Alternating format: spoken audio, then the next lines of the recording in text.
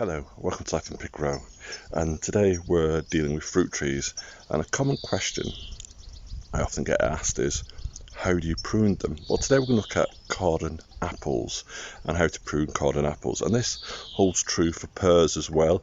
In fact, it holds true for any tree at this time of year.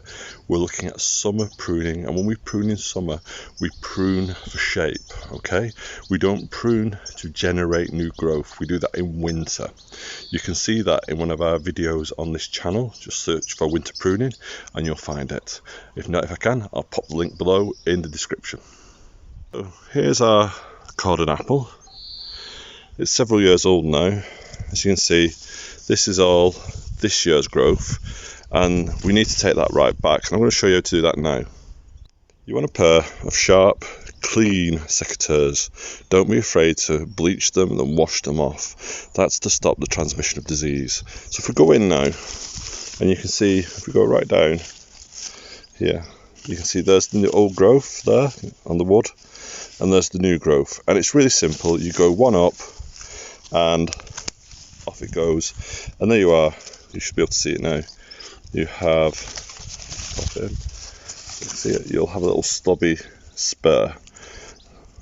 Now that will form a fruiting spur for next year, so you'll have more fruit by pruning now. If you didn't catch that then, one more time. So here we are, there's our shoot that we're going to be pruning. I know it's difficult to see, but we go right down, you see? Let's see, there's the old wood, there's the new wood. I know roughly it's about there. So we go in, and off it goes like that. And if I move that away, there we go. There's our little shoot. And now I'm going to do the whole tree, and I'll show you it afterwards. So there's all the pruned clippings off my tree.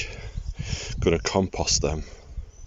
But if you look here, here's my cardoned tree now. Nicely pruned all the way down. Now sadly this year, by the looks of it, there's not that many apples on it.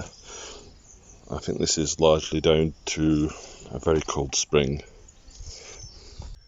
So that's how to prune cardon apples. Holds true for pears. And that's really it. It's apples and pears really that you're looking to prune in the cardon variety. Holds true if you're doing espaliers as well. Espaliers are where you grow a tree across rather than up at a 45-degree angle. And we have step over espaliers, and we have espaliers where they go up by a layer of branches going across. You can look more about that online and find more about it.